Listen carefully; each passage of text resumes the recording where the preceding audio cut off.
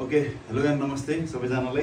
आज चाहिँ म MSI को एउटा gaming monitor G2S5 G255 PF-E2 gaming monitor unboxing गर्न गइरहेको छु। यो चाहिँ 24 इन्चको गेमिङ मोनिटर हो अनि यो चाहिँ IPS क्वालिटीमा रहेछ। यसको display 180 GHz, response time 1 millisecond, frameless design, night vision, white colour रहेछ अनि स्ट्यान्ड पनि आउने रहेछ। 24 इन्चको छ, कलर ब्ल्याकमा छ, डिस्प्ले साइज 24 इन्चको रहेछ, HDMI सपोर्ट गर्ने रहेछ, रेस्पोन्स टाइम 1 मिलिसेकेन्ड अनि त्यस पछाडि रिजोल्युसन भनेको चाहिँ फुल HD 1920x1080 @180 GHz को रहेछ। ल अनबक्सिङ गरौँ है त।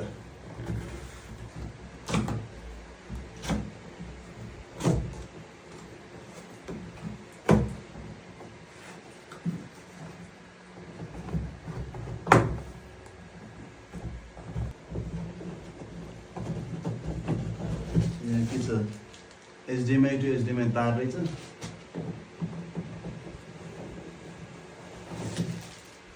अब यो के हो, म्यानुअल होला।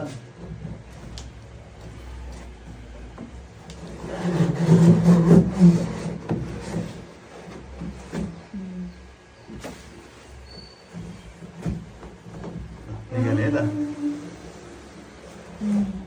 ओके, यो चाहिँ हाम्रो मोनिटर भयो। यो बेस स्ट्यान्ड होला।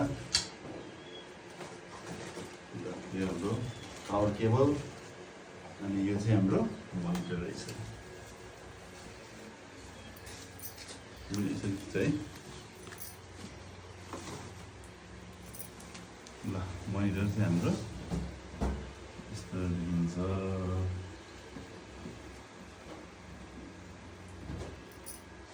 ल यसलाई सेटअप गरौँ है त।